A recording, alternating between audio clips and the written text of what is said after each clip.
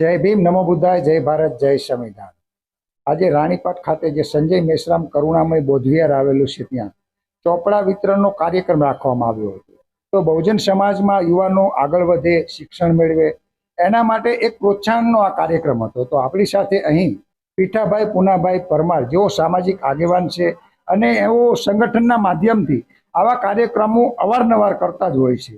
તો આજે રાણીપાટ ખાતે જ્યારે આ કાર્યક્રમનું આયોજન કરવામાં આવ્યું છે ત્યારે આપણે એમની સાથે વાતચીત કરીશું। ખૂબ જ બાહોશ, નીડર અને એક ઉત્સાહી વ્યક્તિત્વ તેઓ ધરાવે છે। સમાજને શું સંદેશ આપશો? તો આજે તુષારભાઈ કમિશનર રહ્યા, એમના પપ્પા જે એમ તો ખાસ તો મારા મિત્ર છે। અમે જે બહુજન નાયકોની જ્યારે વાત થતી હોય, જ્યારે આપણા સમગ્ર ભારત દેશમાં જે આપણી ગુલામીની વાત થતી હોય, શાહુજી મહારાજની વાત થતી હોય, જ્યોતિબા ફૂલેની વાત થતી હોય, તો એ વિચારો નહીં રાખતા। એ ખરેખર સમાજમાં વધારે એને આપણે કંઈકનું કંઈક કામ કરી શકીએ। આપણે વાત કરવી એ તો એક વાતો તો બધાને આવડતી જ હોય છે, વાતો કરવી એ સહેલી છે, પણ જે ફિલ્ડ ઉપર જઈ અને જે એવા અંતરિયાળ વિસ્તારો કે જ્યાં શિક્ષણનું પ્રમાણ બિલકુલ નથી, અંધશ્રદ્ધા આજે ઘર ઘર સુધી પહોંચી છે, અસ્પૃશ્યના કોઈ પણ કાર્યક્રમો થતા નથી, હજુ પોતાની જાગૃતિ શું છે, પોતે શું છે કે અપોદીપો ભવ એનું ખરેખર સાર્થક ઉદાહરણ પોતે સમજી શક્યા નથી। તો આવી વાતો અમે આ માધ્યમથી એક પુસ્તકો વિતરણના બાળકોનો ઉત્સાહ વધે તથા વાલીઓ જે ખાસ કરીને અમે એને આમંત્રિત કરીએ છીએ। તો વાલીઓને પણ અમારે સંદેશ આપવાનો છે કે વાલીઓએ ખરા અર્થમાં આજે આપણામાં જે ખોટ છે, આજે બધી આપણામાં જે ખોટ જે ભરભર સુધી ભરેલી છે, જે વર્ષોથી આપણી ઉપર જે દમનકારી જે વ્યવસ્થા ગોઠવાઈ છે, તો વ્યવસ્થાનો આપણે ધીરે ધીરે તો એને આપણા રોજના જીવનમાં, સમાજ જીવનમાં એનું આપણે નીચેથી આપણે એને કાપી અને આપણે જે ખરેખર સાચો વિચાર છે, જે બૌદ્ધે આપણને જે ખરેખર સમાનતા એનો જે વિચાર આપ્યો છે, કે ભાઈચારાનો વિચાર આપ્યો છે, બંધુતાનો જેમણે વાત કરી છે, એ વધારે વાત સાર્થક થાય તો એના માટે અમે હંમેશા પ્રયત્નશીલ રહીએ છીએ। અમારેથી જેટલું થાય એટલું અમે કામ કરીએ છીએ। બાકી તો આ ખરેખર સારો સંદેશ, આજ તો નેટના જમાના છે, આજે 4G 5G લોકો વાપરે છે, એક સારો વિચાર ઘડીકમાં આખા દેશમાં અને આખી દુનિયામાં અને દરેક વિસ્તારમાં ફેલાઈ જતો હોય છે। તો સારો વિચાર કરવો જ નહીં, પણ સારું પણ કામ કરવું એ હંમેશા દરેક વ્યક્તિની એ પ્રાથમિકતા હોવી જોઈએ અમારા મતે।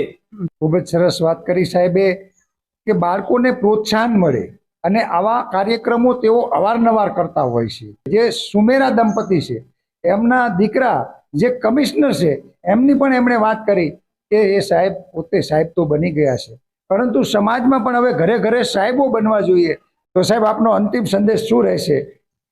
હે જણ દુઃખ વેઠું અન્ય કાજે આય કુયર પણ કર્યું, નિજ રક્ત ના ટીપે ટીપે પૂર્વજ તણું તર્પણ કર્યું। આવા મહામાનવ જે ડોક્ટર BR આંબેડકર કે આપણે જીવન જીવીએ તો બસ સુદૃઢ, સ્વચ્છ, ચોખ્ખું, પ્રમાણિક અને નીતિમત્તા વાળું જીવીએ। ક્યાંય કહેવાની કે લેવાની કે દાખલા તરીકે એમાં વૃક્ષનો આપણે દાખલો લઈ શકીએ કે એ તડકામાં ઊભું રહે છે પણ છાંયડો આપણને આપે છે। એ ક્યારેય એને ફરિયાદ નથી કરી કે મને ભાઈ તમે છાંયડેથી બહાર આવી અને મને પાણી આપો, આ આપો, પણ પાણી આપવું એની સાવચેતી રાખવી એ આપણી ફરજ છે। અને વૃક્ષો વધારે વાવો, એવી જ રીતે શિક્ષણ વધારે દરેક બાળક સુધી પહોંચે અને શિક્ષણનું માધ્યમ વધારે વિસ્તરે, ખાસ જેની ખાસ જરૂરિયાત છે ત્યાં પહોંચો। હા, હાઈ લેવલના જે બાળકો રહ્યા કે જે કોલેજમાં જે દાખલા તરીકે જે પોતે એસીમાં બેસીને પણ સારી એવી ગાડીઓમાં ફરી અને શિક્ષણ મેળવે છે, એજ્યુકેશન મેળવે છે, પણ ખરેખર જેને મા બાપ મજૂરી કરે છે, જે દાડીઓ કરે છે, જે પરસેવો પાડે છે, એના બાળકો આગળ વધે અને શિક્ષણની સાચી સમજણ કેળવે। સાચી શિક્ષણની સમજણ એ જ કહેવાય। જીવનનું દરેક ધ્યેય એ તમારા દરેક બહુજનો માટે હોવું જોઈએ। સૌ ભેગા મળી અને કામ કરીએ। જય ભીમ, નમો બુદ્ધાય। આ હતા પીઠાભાઈ પુનાભાઈ પરમાર, જેઓ સામાજિક અગ્રણી છે। તો તેમને પણ ખૂબ ખૂબ ધન્યવાદ, તેમનો આભાર કે તેમને અહીં ઉપસ્થિતિ નોંધાવી અને હાજરી આપી। તો હું છું વેદ ગોવર્ધનરાય બૌદ્ધ, આપ જોઈ રહ્યા છો ભીમ કી આવાજ।